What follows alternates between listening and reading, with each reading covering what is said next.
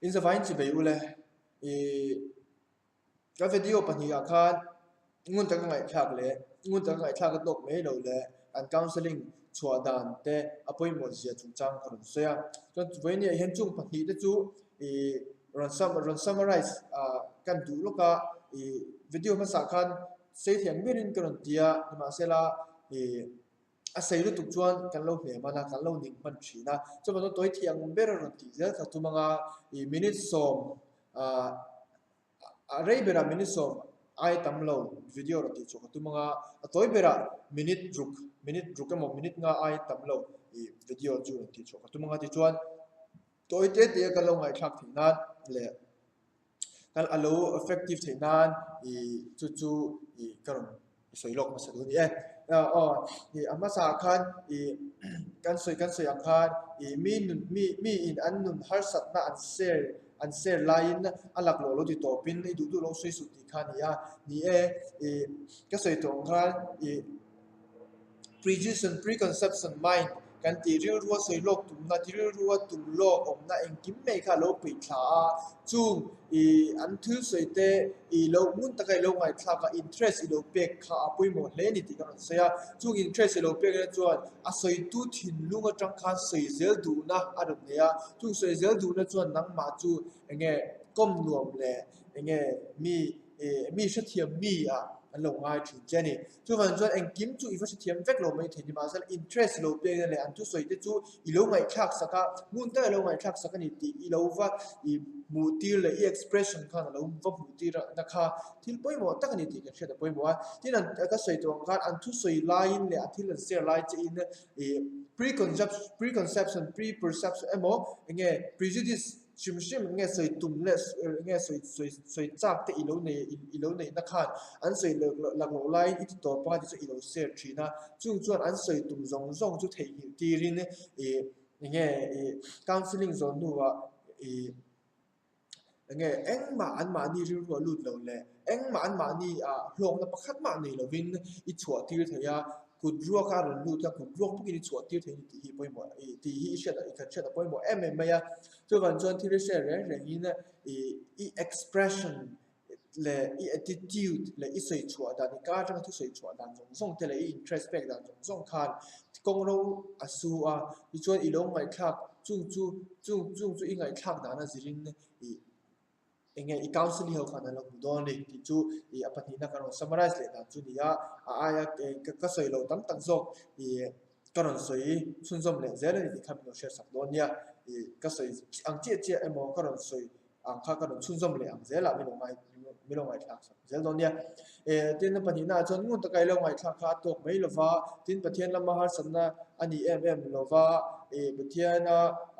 pathian oma lom lo ti kha mot kha thil dik lo ni ti kan soya tin har sat na tringin muang changin soi muang in kan ko manga ani lo chuan kan fail thei ni pathian chu engkimani ti kan sia pathian chu kan tan engkimni ti pokan shri reng tu nia ma she mi shing mi zemil ang zele mi shing lu min lang zele mi shing du zong min lang zela counseling kan pek kha apoi mo le ni ti kan soi to bokani chu fan chuan helaya hian number 1 na dina i video masa pera kan sei to khan ngun ta lo ngai thak poi mo sia kan lo sia ni ma se lo ngun ta ka kan ngai thak mi pi lama empathical listening athin lung a soi tu in a soi na thin lung chuana lo shet thiam pui na atanga lo ngai thak na kha thil poi mo ni ti po kan soi to chu man chuan nang ma nge i lo ngai thaliam mai ni na vin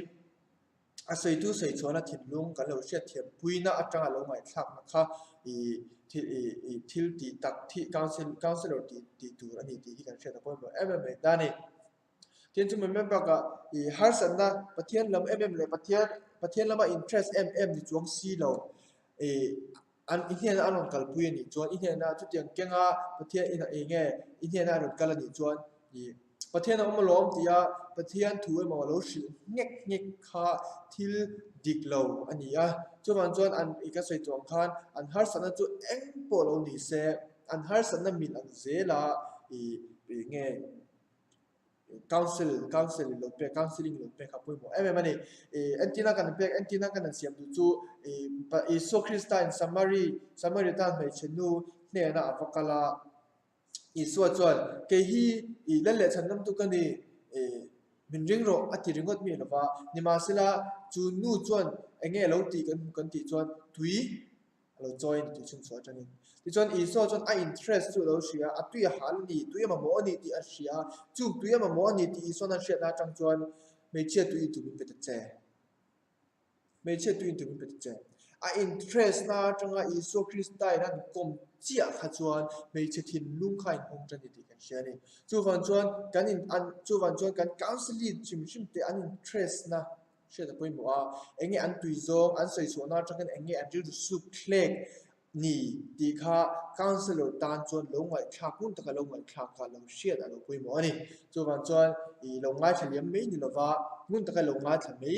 du tok me lova soi tu soi chona thin lung lo sia thiam pui na chang le ari ru su kha chu eng ang nge ni ti kan lo chut na changa counseling kan lo chut na chang khan counseling lo pe da po alo ol sam ve the ne ama ro chu eng po lo ni se counselor ni chuan pathian a eng kim ing na zel kha alo poi mo zel bok ni ti hi thei hin lo che kan lo me kina point thum point li te chu I kan lo ngai thela don ya zavain na som chu ro se